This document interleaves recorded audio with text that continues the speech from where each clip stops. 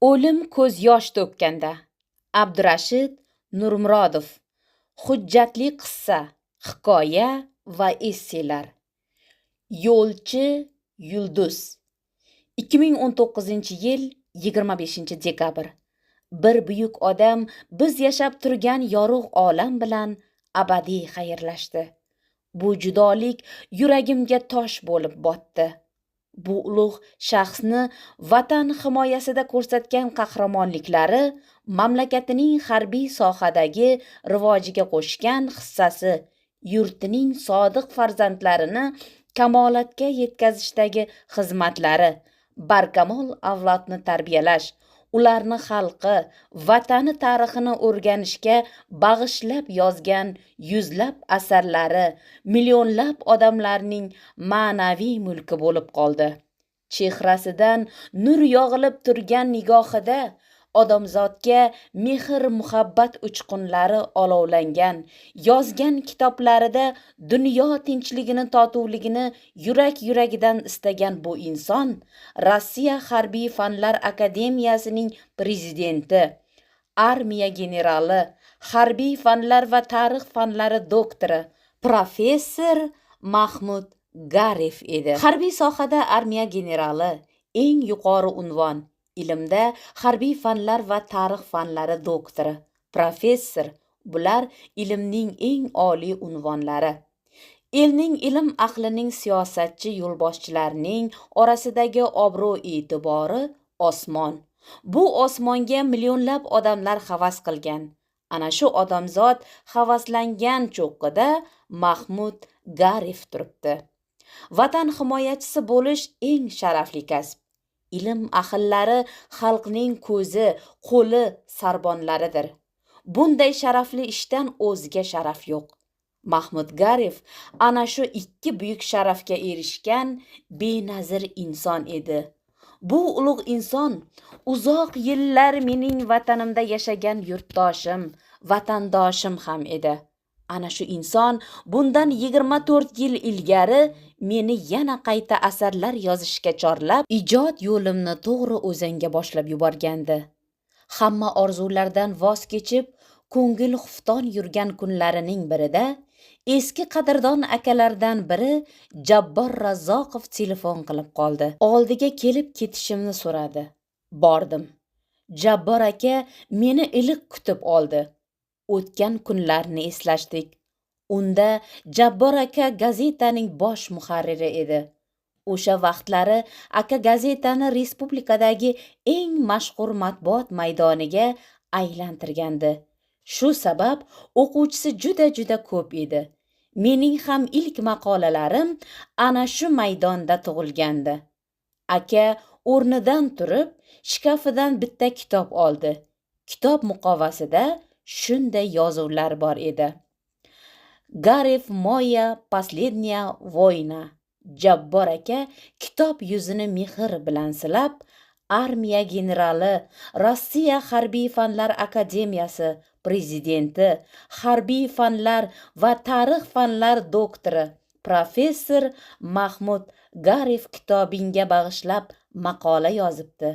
Maqola emas, asarning alohida bir bobini ijodingga bag'ishlabdi deya meni kitobim haqidagi bobni ochdi-da, asarni uzatdi. Jabbor akaning gapidan ko'nglim ravshan tortib, hayajon bilan kitobni oldim. Nigohim satrlarga shoshilib og'adi. Uyda bafurja o'qiysan. Bu odamni dunyo taniydi. Juda hurmatli odam. Ana shunday inson nazariga tushibsan, kam bo'lmaysan, dedi Jabbor aka ishonch bilan.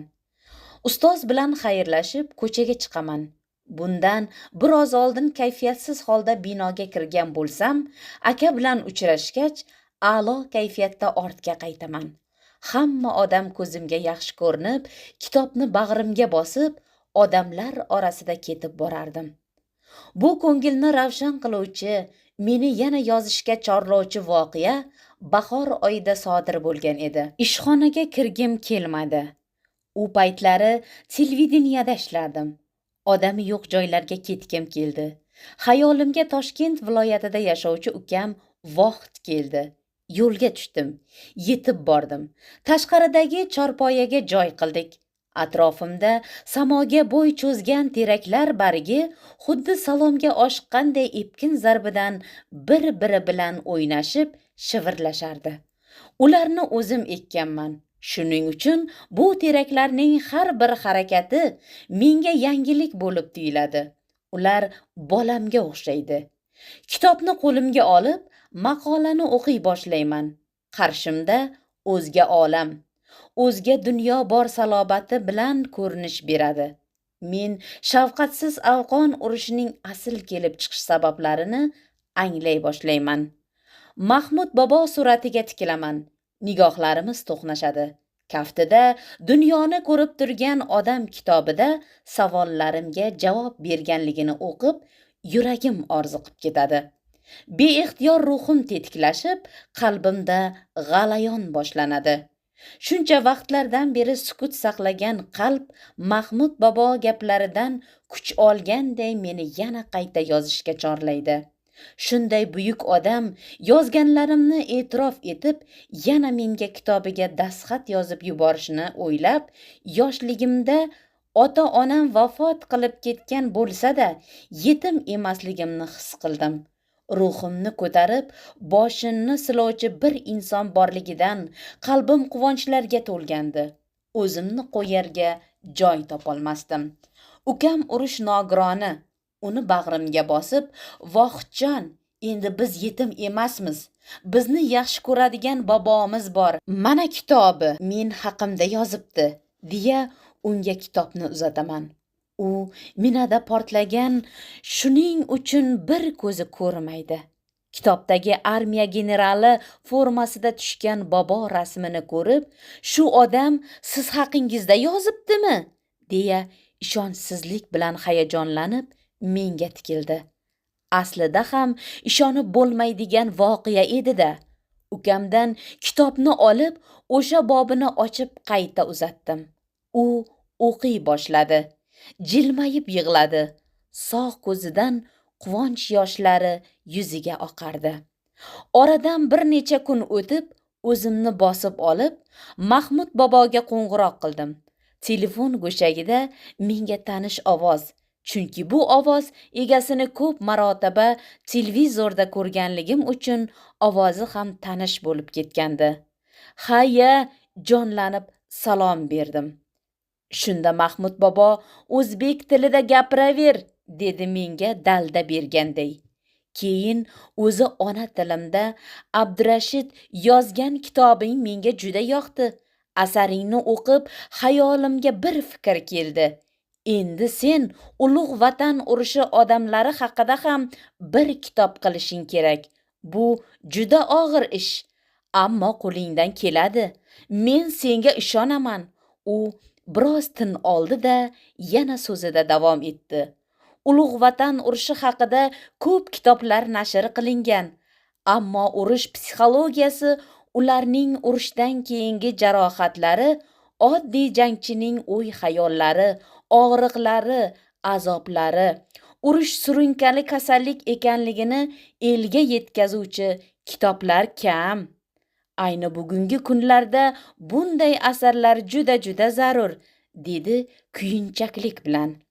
Mahmud boboning daldasi mening yupun fikrlarimni qalbimdan sitib chiqarib tashlab, sezganlar hayratdan yoqa ushlaydigan bir libos kiydirdiki, uning qudratidan osmonlarda uchib yurib, zo'r ishtiyoq bilan yana qayta asarlar yozish boshlagan edim. Mana bugun ushbu asarimning birinchi kitobini siz aziz kitobxonlarning hukmiga havola qilmoqdaman. Asarni o'qib, xayoldan kechgan o'y-fikrlaringizni men bilan baham ko'rasiz degan umiddaman.